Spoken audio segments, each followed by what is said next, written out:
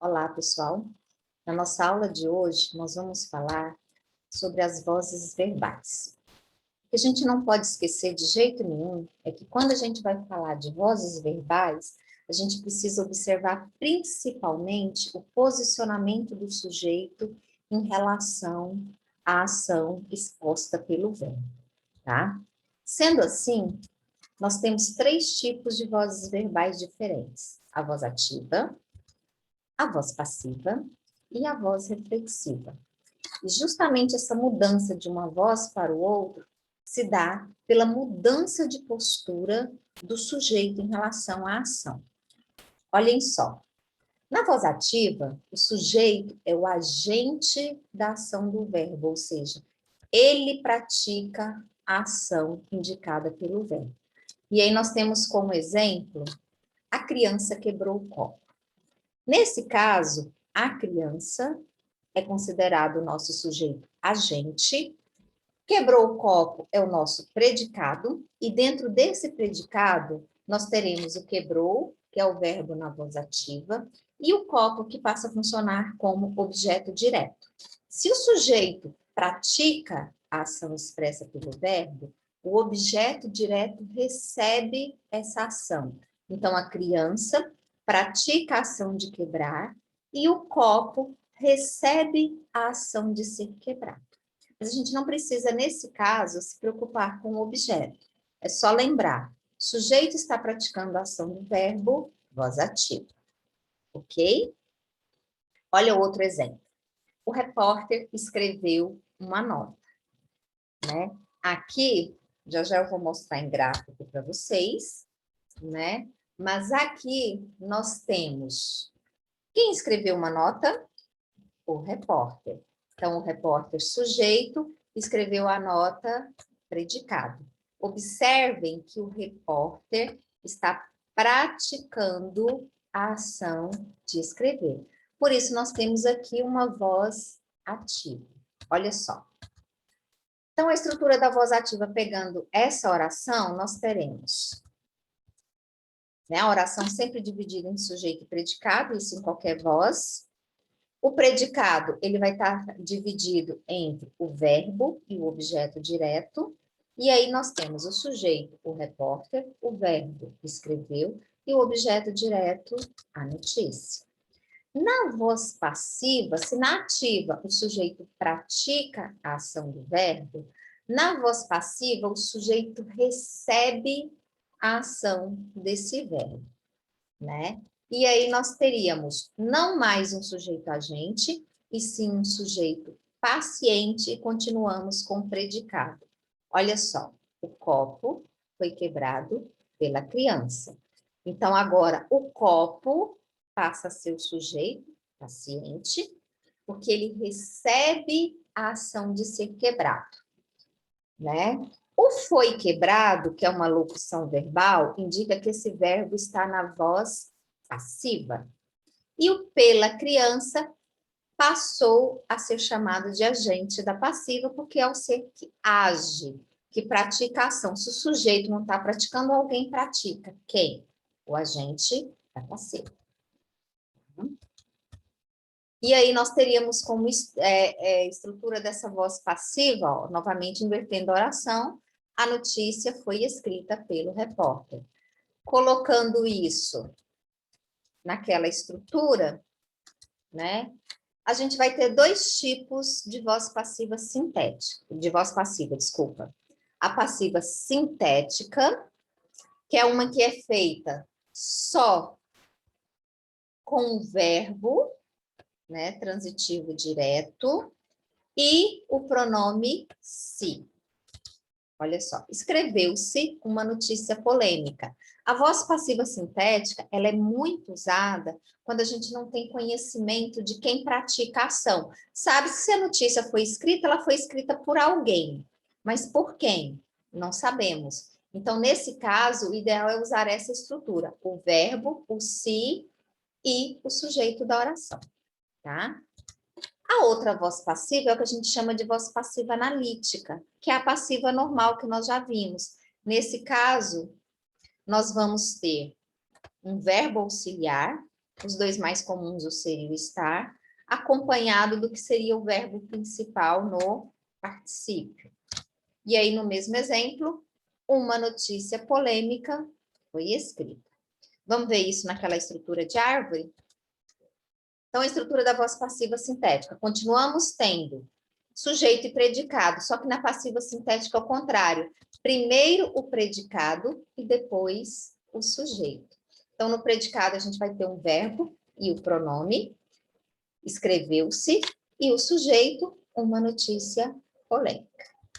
No caso da voz passiva analítica, sujeito e predicado, naquela sequência normal, primeiro o sujeito, depois o predicado. O predicado, ele vem com o verbo auxiliar, o verbo principal, e se a gente souber quem é o agente da passiva.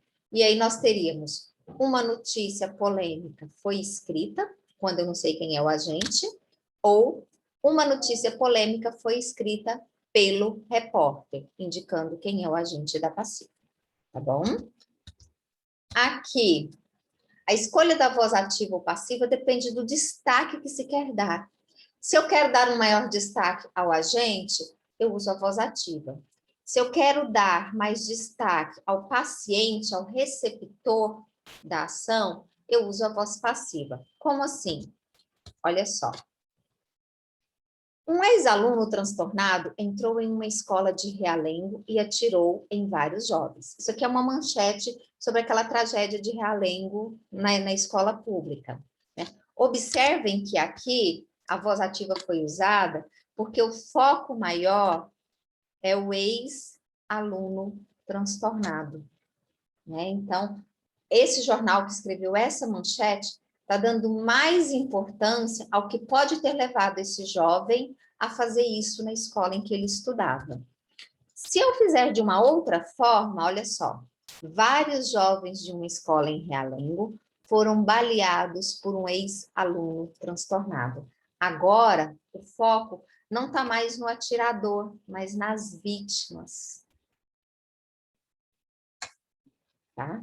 Isso é uma das formas que o jornalista tem de demonstrar a opinião, a posição dele em relação a determinado assunto, sem ser completamente explícito, né? E aí quebrar a questão da isonomia, que é tão importante num texto jornalístico, tá bom? Então, agora o foco maior está em quem sofreu a ação.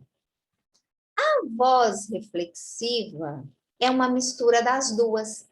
Se na voz ativa o sujeito praticava, na voz passiva o sujeito recebia, na voz reflexiva o sujeito pratica a ação nele mesmo. Ele é ao mesmo tempo o agente e o paciente da ação verbal. Tá?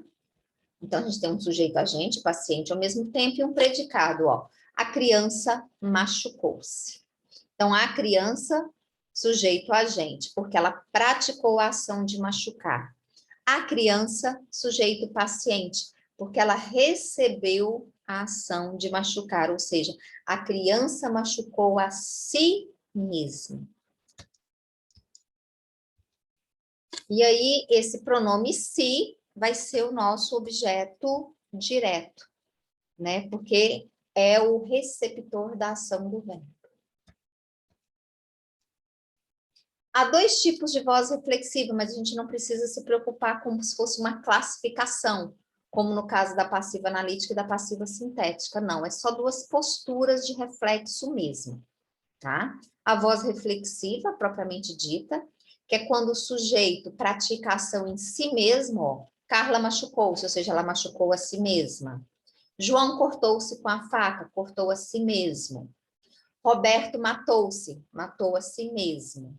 E o que a gente chama de voz reflexiva recíproca é quando nós temos um sujeito plural ou composto, em que um ser pratica a ação no outro, há uma troca dessa ação, da ideia desse verbo. Ó. Paula e Renato amam-se. A Paula ama o Renato e o Renato ama a Paula. Então, é um sentimento recíproco. Aqui, os jovens agrediram-se durante a festa. Um jovem agrediu o outro e recebeu agressão também. Houve uma reciprocidade aí.